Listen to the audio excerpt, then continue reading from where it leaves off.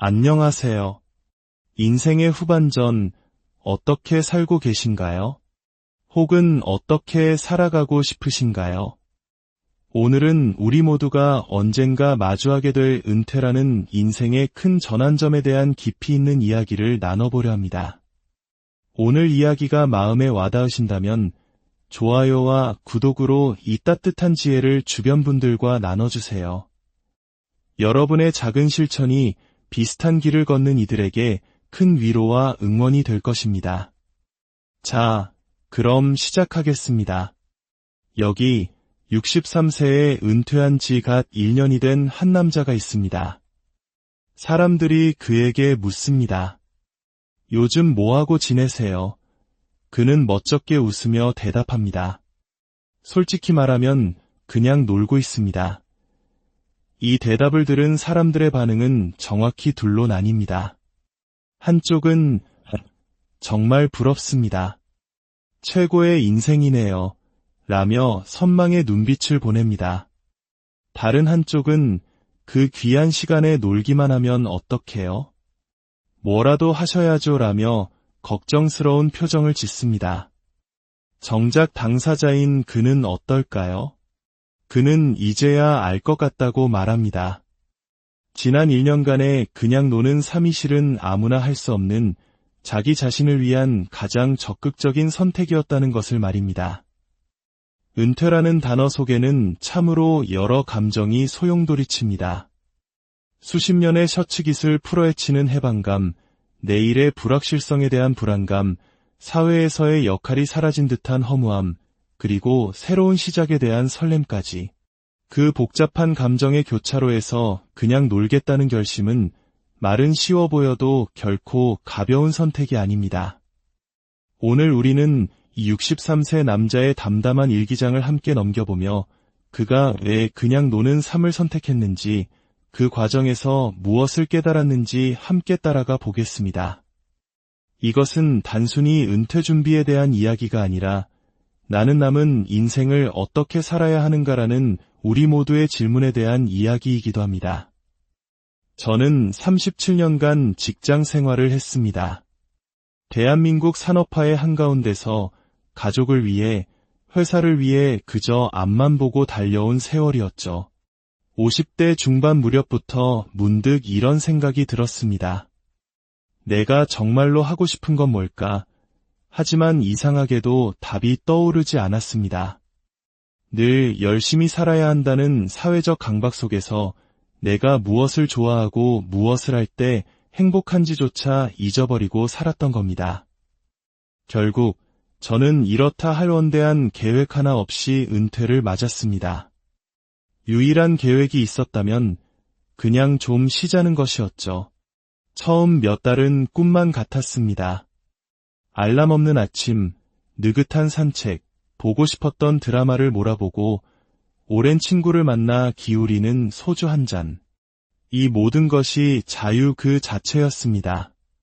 하지만 그 해방감은 그리 오래가지 않았습니다.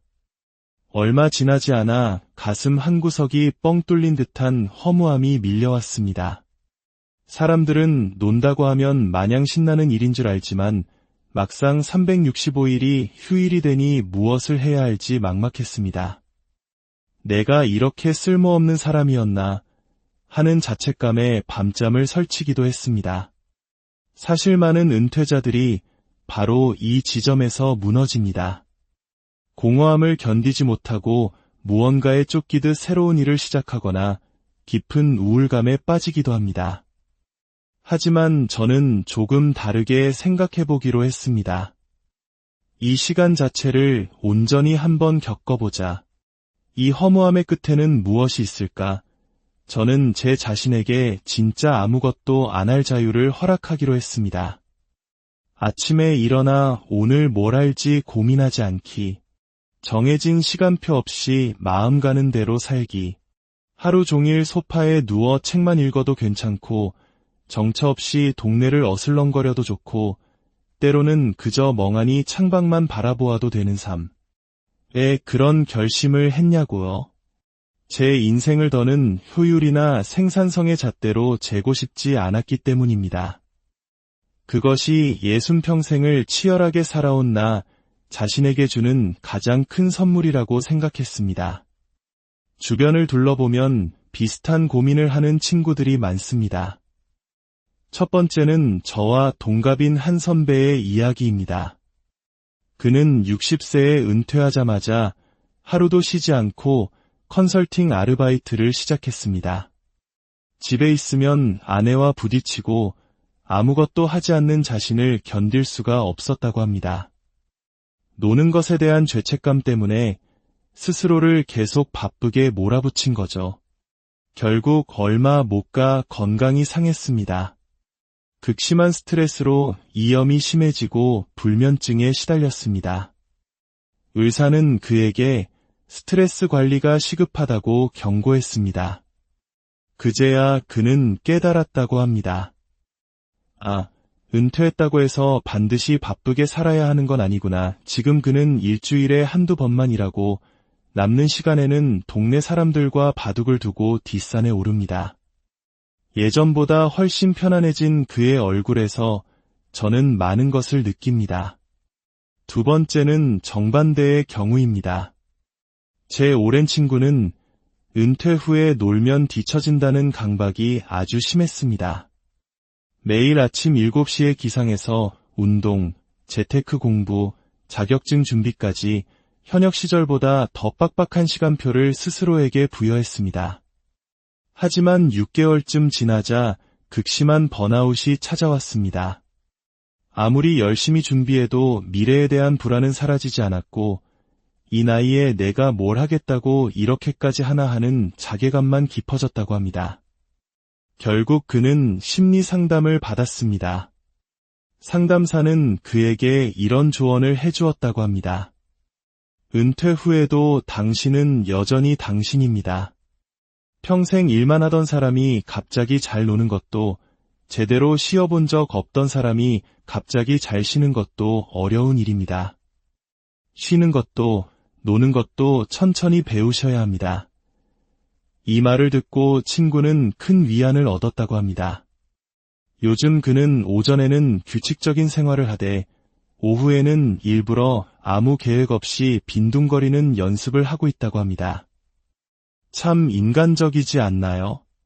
세 번째 사례는 조금 극단적이지만 우리에게 큰 교훈을 줍니다. 제가 아는 한 분은 정말 철저하게 은퇴 준비를 했습니다. 경제적으로도 넉넉했고 세계 일주 계획까지 완벽하게 세워두었죠. 하지만 은퇴 직후 갑자기 건강이 악화되었습니다. 무릎이 심하게 망가져 그가 꿈꾸던 모든 여행 계획은 물거품이 되었습니다. 그는 이럴 거면 평생 뭐하러 돈만 모았나 하는 생각에 깊은 우울증에 빠졌습니다. 오랜 방황 끝에 그는 깨달았습니다. 완벽한 계획보다 중요한 것은 지금 내가 할 수 있는 것을 받아들이고 즐기는 것이구나.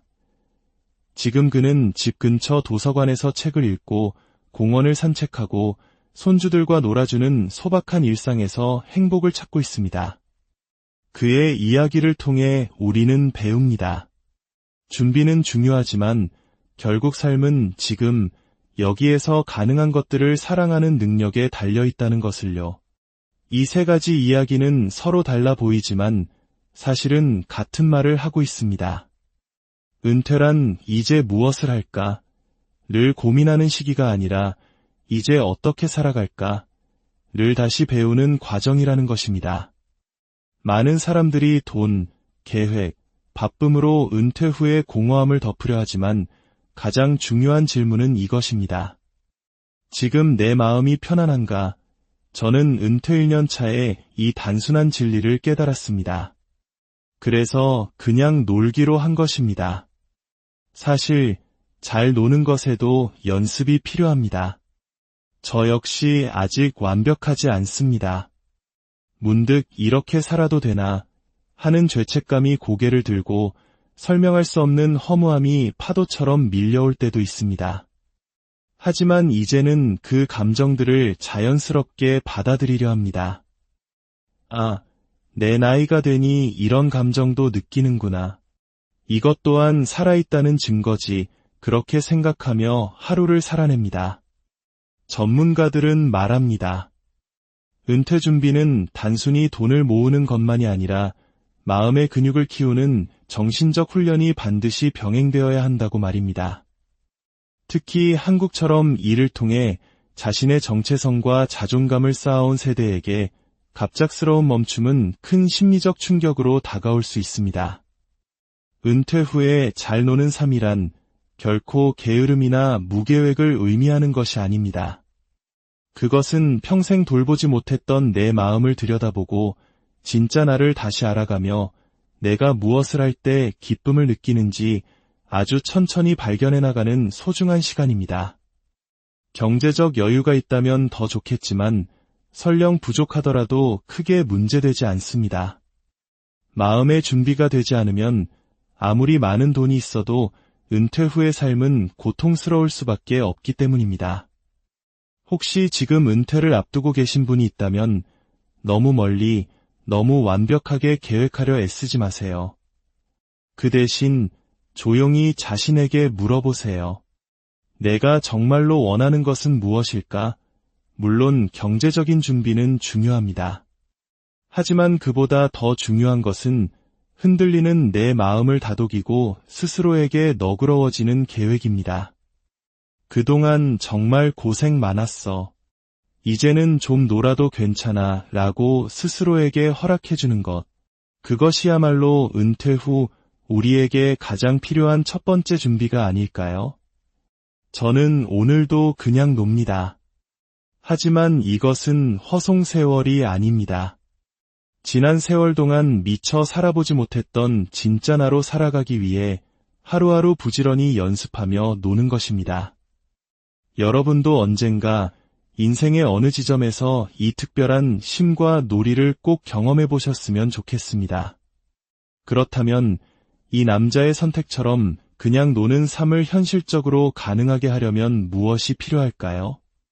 지금부터는 전문가의 시선으로 은퇴 후 풍요로운 휴식을 위한 5가지 실질적인 지혜를 함께 살펴보겠습니다. 첫째, 경제적 마지노선을 명확히 해야 합니다. 논다는 것이 돈이 전혀 들지 않는다는 의미는 아닙니다. 2024년 통계청 자료에 따르면 60대 1인 가구의 월 평균 생활비는 약 150만 원에서 180만 원, 부부의 경우 250만 원에서 300만 원 수준입니다. 이것은 부자가 되라는 의미가 아니라 마음 편히 쉴 수 있는 최소한의 경제적 안전망을 만들자는 이야기입니다. 전문가들은 최소 생계비와 여유비를 구분하라고 조언합니다. 주거비, 식비, 공과금처럼 반드시 필요한 고정비인 최소 생계비는 국민연금, 개인연금, 임대 수입 등을 통해 무슨 일이 있어도 확보될 수 있도록 계획해야 합니다. 둘째, 심리적 허무함에 대처할 전략이 필요합니다. 가장 효과적인 방법은 느슨한 루틴을 만드는 것입니다. 은퇴했다고 모든 규칙을 버리면 처음엔 자유롭지만 금세 지루함과 불안에 잠식당합니다. 반대로 너무 빡빡한 계획은 번아웃을 부릅니다. 이상적인 것은 예를 들어 오전에는 산책이나 운동, 오후에는 동네 친구와 차 한 잔처럼 강제성은 없지만 삶의 뼈대를 유지해주는 느슨한 일과를 갖는 것입니다. 실제로 규칙적인 생활 습관을 가진 은퇴자의 우울감 지수가 20% 이상 낮다는 연구 결과도 있습니다. 셋째, 관계를 관리해야 합니다. 은퇴 후 고립은 마음의 병을 부릅니다. 전문가들은 3가지 사회적 연결을 유지하라고 말합니다. 첫째, 가족과의 정서적 연결입니다. 배우자와의 대화, 손주 돌보기 등이 여기에 해당합니다. 둘째, 친구나 이웃과의 사교적 연결입니다. 동네 모임이나 복지관 프로그램에 참여하는 것이 좋습니다. 셋째, 봉사활동이나 동호회, 종교활동처럼 목적이 있는 커뮤니티와의 연결입니다. 이러한 관계망은 우리가 여전히 사회의 일원이라는 소속감을 주어 삶의 활력이 됩니다. 넷째, 구체적인 건강관리 계획이 필수입니다. 결국 건강이 허락해야 무엇이든 즐길 수 있습니다. 매년 한 번 이상 건강검진을 받고 특히 근감소증 예방을 위해 주 2, 3회 근력 운동을 하는 것이 중요합니다. 의자에 앉았다 일어서기, 벽 짚고 스쿼트하기 등 매일 20분 정도의 간단한 운동만으로도 노년의 삶의 질을 크게 높일 수 있습니다. 한국건강증진개발원에 따르면 65세 이상 노인의 근력 운동 실천율을 높이면 낙상사고를 20% 이상 줄일 수 있다고 합니다. 마지막으로 마음 챙김 훈련입니다. 불안과 허무는 은퇴 후에도 불쑥 찾아오는 손님과 같습니다. 이들을 다스리는 좋은 방법들이 있습니다. 하루 5분 눈을 감고 호흡에 집중하는 명상, 오늘 있었던 좋은 일 3가지를 적는 감사일기, 불안하거나 우울한 감정을 솔직하게 글로 써보는 감정 기록하기. 이런 작은 습관들이 모여 마음의 평온을 지켜주는 튼튼한 방패가 되어줄 것입니다. 결론적으로 은퇴 후 그냥 논다는 것은 결코 단순한 방임이 아닙니다. 그것은 돈 관리, 루틴 설계, 관계 유지, 건강, 마음 챙김이라는 5개의 톱니바퀴가 잘 맞물려 돌아갈 때 비로소 가능한 고도로 계획된 삶의 기술입니다. 여러분, 여러분의 은퇴 후 시간표는 무엇으로 채워지고 있나요? 혹은 무엇으로 채우고 싶으신가요? 오늘부터라도 스스로에게 솔직하게 물어보세요. 나는 왜 쉬는 것이 불안한가? 그 질문에 대한 답을 찾아가며 나만의 느슨한 은퇴 루틴을 한번 설계해보세요. 그것이 여러분 인생의 이막을 훨씬 더 풍요롭고 즐겁게 만들어줄 가장 확실한 첫걸음이 될 것입니다. 오늘 이야기가 여러분의 인생 이막을 설계하는데 작은